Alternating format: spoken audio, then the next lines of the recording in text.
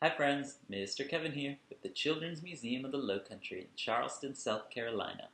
I want to show you a fun book about a little bird who goes on an adventure because he's tired of his house and he wants something new.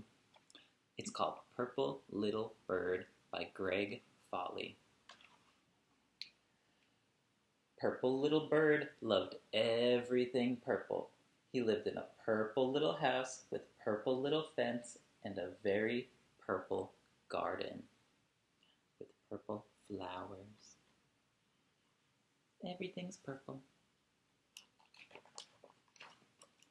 Purple Little Bird worked hard to make his house perfect. He did different things all over his house. But no matter what he did, something was not quite right. He's trying to think about what he could change. So one day, he packed a bag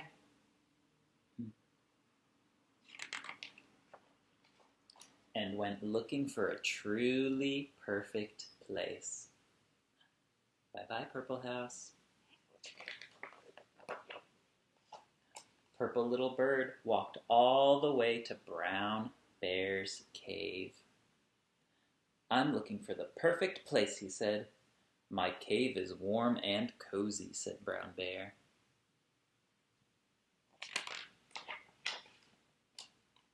It is warm and cozy, Purple Little Bird said, but it's too dark.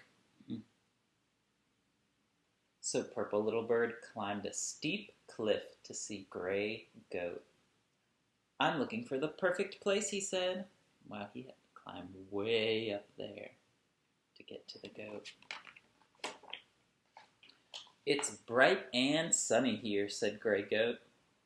It is bright and sunny, said Purple Little Bird, but it's too windy. His bag blew away. Purple Little Bird continued on until he met Yellow Camel.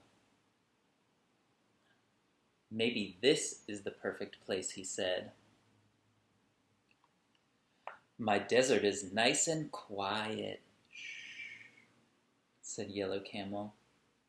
It is nice and quiet, said Purple Little Bird, but what's it gonna be to something? It's too dusty with all that sand. Then Purple Little Bird found Blue Frog in his pond. I hope this is the perfect place, he said.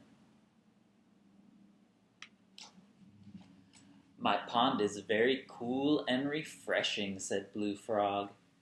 It is cool and refreshing, said Purple Little Bird, but it's too damp. It's always wet and rainy. So Purple Little Bird kept going until he saw a beautiful tree. 3 pink possums hung there in a row. 1, 2, 3. He told the pink possums all the places he'd been. We know a place, they said, that isn't too dark, windy, dusty, or damp. So Purple Little Bird followed the possums. I wonder what this special place will be. To his surprise, they stopped at a purple little house with a purple little fence and a very purple garden.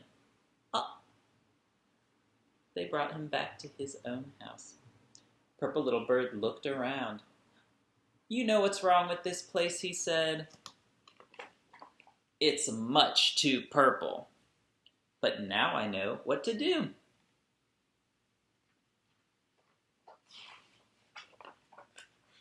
So they made it perfect. Look, the little house isn't all purple anymore. Now it's lots of different colors, inspired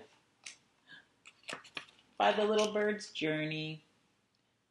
Put some yellow on the roof and the window frame, like the desert, and a pink chimney like the pink tree, and some green bushes and a brown fence like the green and brown cave, and some gray from the gray goat's cliff, and some blue from the frog's pond. So now this house is just right. Bye, friends. Thanks for listening.